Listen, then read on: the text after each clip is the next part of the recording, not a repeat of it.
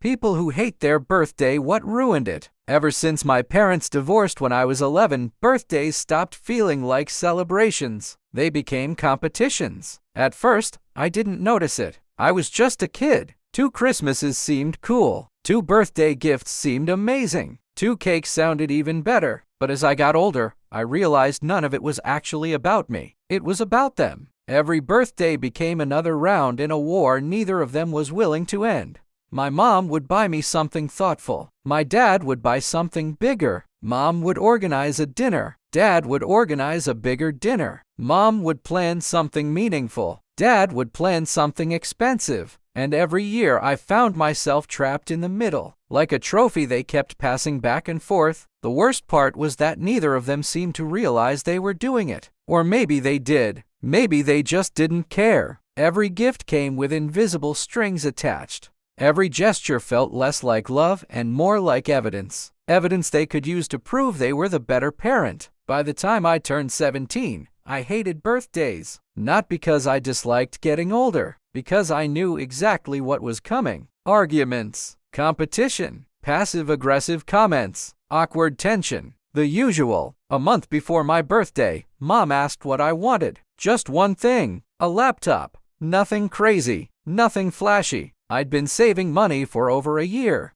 working weekends, doing odd jobs, putting away every spare euro. I wanted something practical for college, something I'd actually use. Mom listened, asked questions, compared models with me, looked at reviews. She couldn't afford the entire thing herself, but she secretly contributed enough money to help me buy the exact one I'd been looking at. That meant more to me than any surprise ever could. Dad, meanwhile, became strangely secretive. Every phone call included hints. You'll never guess what I've got planned. Trust me, this changes everything. This birthday is going to be unforgettable. The way he kept saying unforgettable should have worried me. It definitely worried Mom. A week before my birthday, she asked if Dad had told me anything. I shook my head. She sighed. Whenever your father gets excited about surprises, somebody usually ends up stressed. I laughed. But she wasn't joking. Then my birthday finally arrived. Mom hosted a small backyard party. Exactly what I wanted. A few close friends, family, good food, music, no drama. At least that was the plan. When Dad arrived, everything immediately felt different. First of all, he was wearing a suit. A full suit,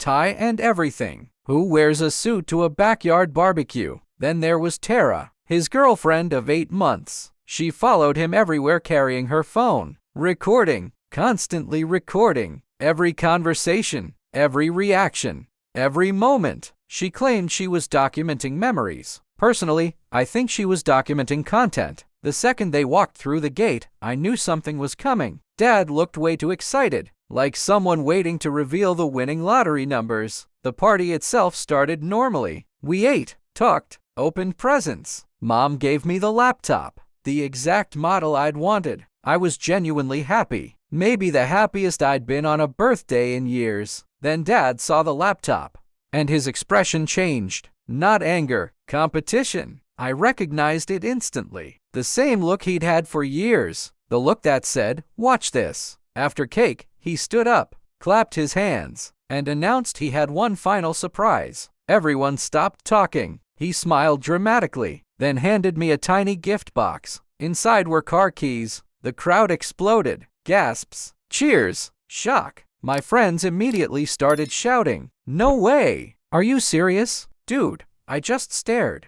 Confused, completely confused. A car? Nobody had mentioned a car. Nobody had asked if I wanted a car. Nobody had discussed a car. Dad spread his arms proudly. Your first car. Everyone started applauding. Everyone except Mom. I looked over. She wasn't smiling. Not even a little. She looked blindsided. And honestly, that was the first moment I felt nervous. Because if Mom didn't know about this, something was wrong. Dad pointed toward the street. Come see it.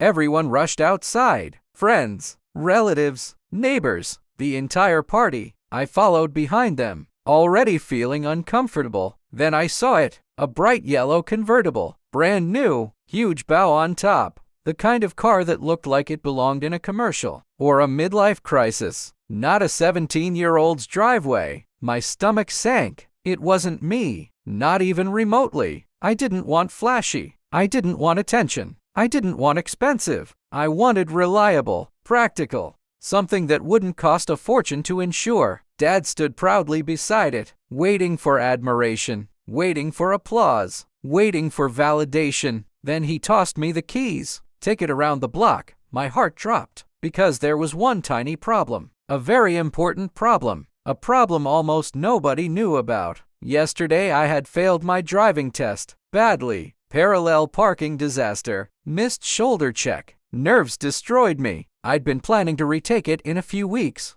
I hadn't told many people because I was embarrassed. Before I could answer, my uncle quietly approached Mom, whispered something. Her eyes widened, then narrowed, and suddenly I knew. He'd told her. The secret was out. Mom stepped forward calmly. Actually, Zach can't drive it today. Dad frowned. What? He can't drive it? Why not? Mom looked directly at him. Because yesterday he failed his driving test. Silence. Absolute silence. The kind that physically hurts. Every head turned toward me. Every single head. I wanted the ground to open beneath my feet. My friends stared. My relatives stared. Even strangers walking by slowed down. Dad's face went red, then darker, then furious. You couldn't mention that before I bought the car? Mom laughed. Not a happy laugh. A dangerous laugh. You couldn't mention you were buying a car? That opened the floodgates. The argument exploded instantly. You embarrassed me.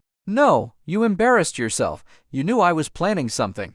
I didn't know you were making major financial decisions without consulting anyone. It's my money. It's his life. Back and forth. Louder and louder. Meanwhile, Tara kept filming. Still filming. Like she was recording a reality show. That was the moment I finally snapped. Years of frustration. Years of competition. Years of being caught in the middle. All of it erupted. And you couldn't ask me what I wanted.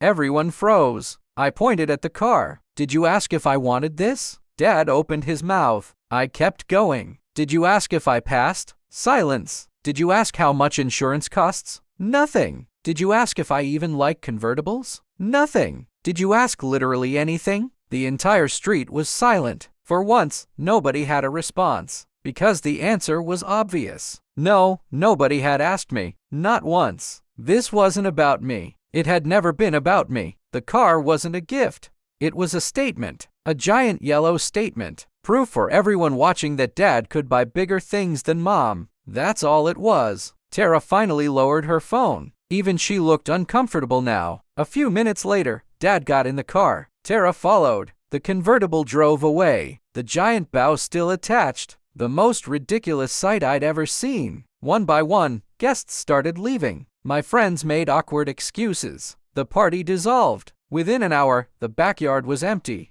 Just like that. Another birthday destroyed. I locked myself in my room. Ignored texts. Ignored calls. Ignored knocks on the door. I just sat there staring at the laptop. The one gift that actually felt like it was for me. Not for anyone else. For me. Around midnight, my phone buzzed. Dad. I ignored it. Then another message. Then another. Finally, I looked. The first was angry. The second defensive. The third surprised me. I'm sorry. Just those 2 words. Nothing else. The next morning there was another message. Much longer. He admitted he'd bought the car after hearing from coworkers about their kids getting vehicles. He wanted to do something memorable. Something huge. Something nobody could compete with. Then came the sentence that stuck with me. I think I was trying to win instead of trying to be your dad. For the first time in years, I felt like he was actually being honest. A week later, he sold the car. Lost money doing it. A lot of money. Then he called me. No surprises. No grand gestures. No audience. No cameras. Just us. He asked what I wanted for my birthday. I laughed. It already happened. I know. So what do you want? I thought for a moment. Then answered. I want one birthday where nobody tries to beat anybody. Silence. Then he laughed too. A sad laugh. That's fair. My 18th birthday is next month. For the first time ever, both of my parents are coming to dinner together. No gifts. No surprises. No competitions. Just dinner. Maybe it'll be awkward. Maybe it'll be uncomfortable. Maybe they'll still annoy each other. But if they show up simply because they love me instead of trying to outdo each other, it'll be the best birthday present I've ever received. Because after years of being treated like a prize to be won, all I've ever really wanted was to stop being the battlefield.